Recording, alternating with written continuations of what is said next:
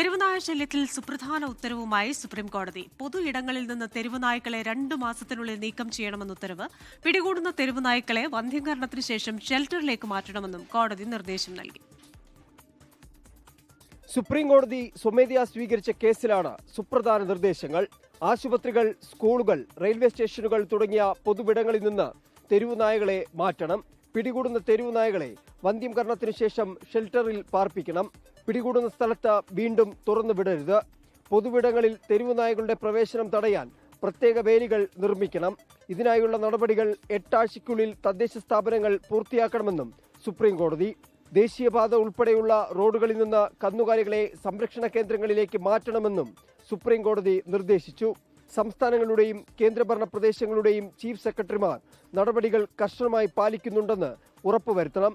അല്ലാത്ത പക്ഷം ഉദ്യോഗസ്ഥർ ഉത്തരവാദികളായിരിക്കുമെന്നും സുപ്രീംകോടതി മുന്നറിയിപ്പ് നൽകി. നിർദ്ദേശങ്ങൾ നടപ്പിലാക്കുന്നതിനായി സ്വീകരിച്ച നടപടികൾ വിശദീകരിച്ച് 8 ആഴ്ചയ്ക്കുള്ളിൽ റിപ്പോർട്ട് സമർപ്പിക്കാനും കോടതി നിർദ്ദേശിച്ചു. സർക്കാരിനെ സംബന്ധിച്ച് കോടതിയുടെ നിർദ്ദേശങ്ങൾ പാലിക്കുന്നത് ഏറെ ശ്രമകരമായ ദൗത്യം കൂടിയാണ്. അച്യുതൻ, 24. ലോകത്തെവിടെയായാലും ഏത് സമയത്തും 24 വാർത്തകളും ഓഗ്മെന്റഡ് റിയാലിറ്റി പാക്കേജുകളും എക്സ്പ്ലെയിനറുകളും വിശദമായി കാണാൻ ഞങ്ങളുടെ യൂട്യൂബ് ചാനൽ നിങ്ങൾക്ക് സബ്സ്ക്രൈബ് ചെയ്യാം.